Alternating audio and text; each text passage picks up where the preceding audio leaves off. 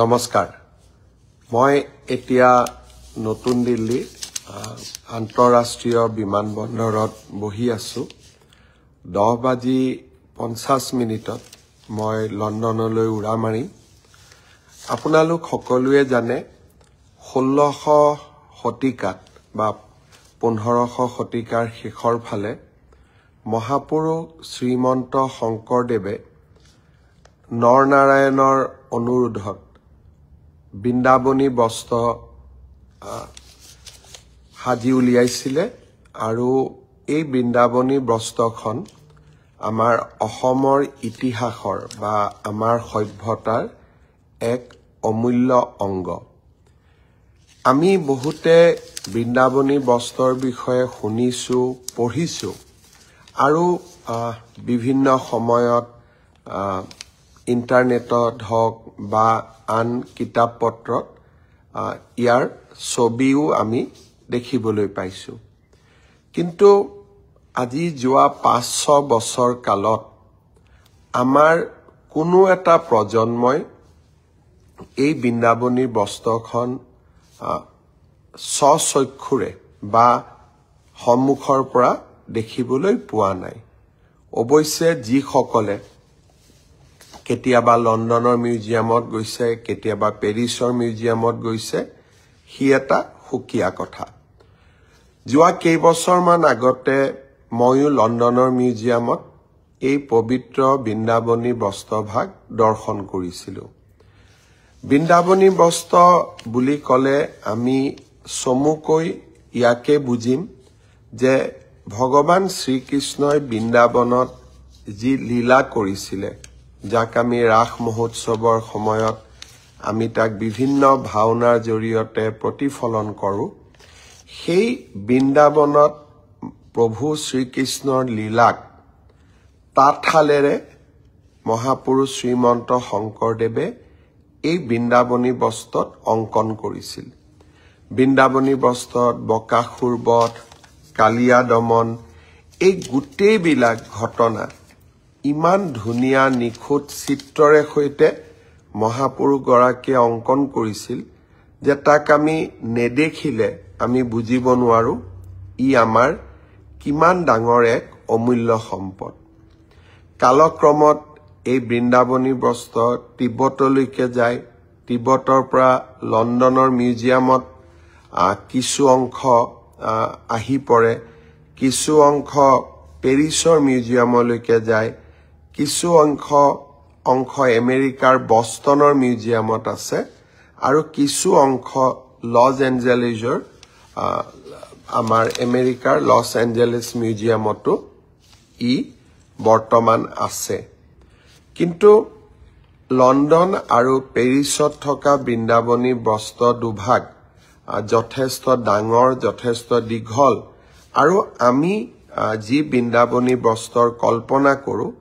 তাক উপযুক্তভাৱে প্ৰতিনিধিত্ব কৰে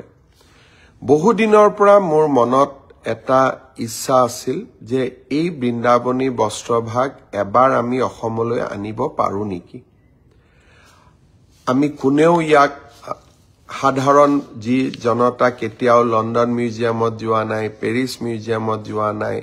আমি কোনেও ইয়াক দেখা নাই কব গলে আমাৰ বহু প্ৰজন্ম এই বৃন্দাবনী বস্ত্ৰভাগ নেদেখাকৈ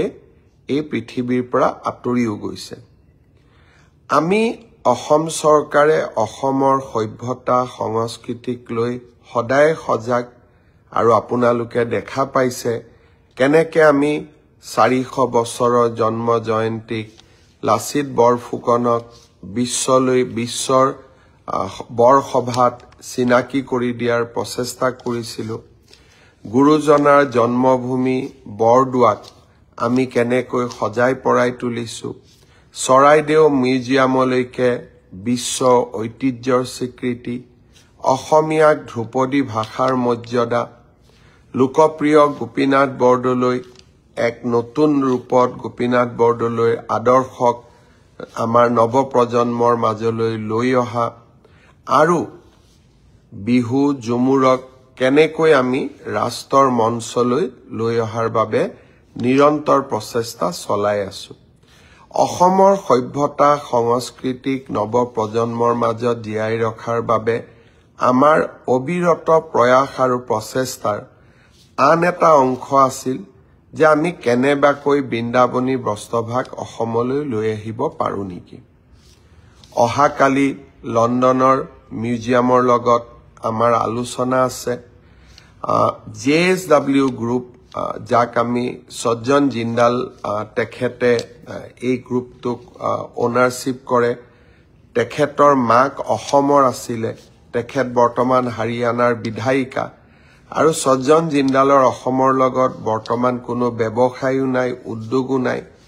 তেওঁলোকে আগভাগ লৈছিলে যে লণ্ডন মিউজিয়ামৰ লগত অসম চৰকাৰক প্ৰত্যক্ষ সম্পৰ্ক কৰোৱাই দিয়া আৰু তেওঁলোকে দায়িত্ব লৈছে যে লণ্ডনৰ মিউজিয়ামে বিচৰা ধৰণে তেওঁলোকে অসমতো এটা মিউজিয়াম বনাব এয়াৰ কণ্ডিশ্যন টেম্পাৰেচাৰ গোটেইবিলাক থাকিব লাগিব কাৰণ 500 বছৰৰ পুৰণা টেক্সটাইল এটা এতিয়া বহুত সেনসিটিভ অকণমানো যদি গণ্ডগোল হয় বস্ত্ৰভাগ জহি খহি যাব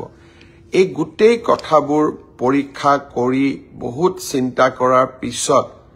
মোক লণ্ডনৰ মিউজিয়াম কৰ্তৃপক্ষই অহাকালি মাতি পঠিয়াইছে ভাৰতৰ আমাৰ ৰাষ্ট্ৰদূত গৰাকীও ইয়াত ইনভলভ আছে ভাৰত চৰকাৰ প্ৰধানমন্ত্ৰী ডাঙৰীয়াই এই বিষয়ে খবৰ ৰাখিছে যদি মহাপুৰুষ গৰাকী আশীৰ্বাদ দিয়ে গুৰুজনে আশীৰ্বাদ দিয়ে অহাকালি হয়তো আমি এখন লণ্ডন মিউজিয়ামৰ লগত বুজাবুজিৰ চুক্তি স্বাক্ষৰ কৰিম যে 2027 চনত আমি বৃন্দাবনী বস্ত্ৰভাগ অসমলৈ আনিম চুক্তি স্বাক্ষৰ হ'ব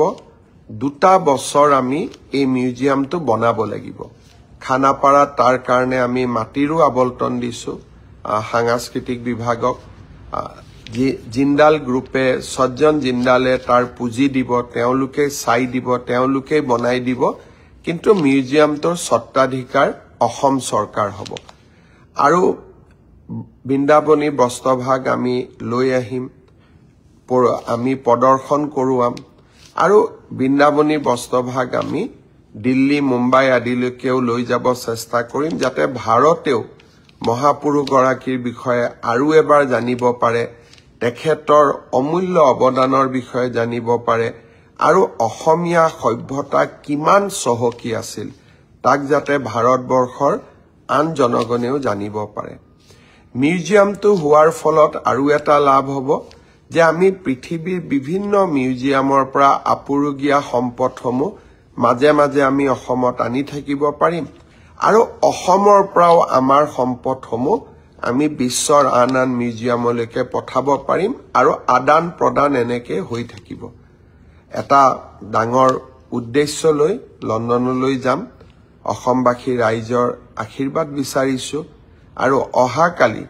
যদি গুৰুজনাৰ আশীৰ্বাদত সঁচাকৈ লণ্ডন মিউজিয়ামৰ লগত আমাৰ চুক্তি স্বাক্ষৰ হয় মই আপোনালোকক লগে লগে এই বিষয়ে অৱগত কৰিম যোৱা নিশ্চিতভাৱে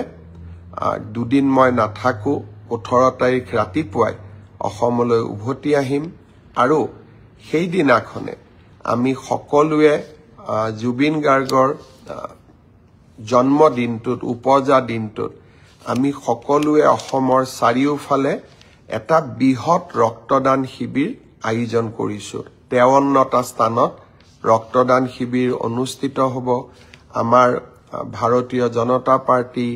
BPF AGP UPPL আৰু সদায় সকলো ৰাইজকে এই ৰক্তদান উৎসৱত বা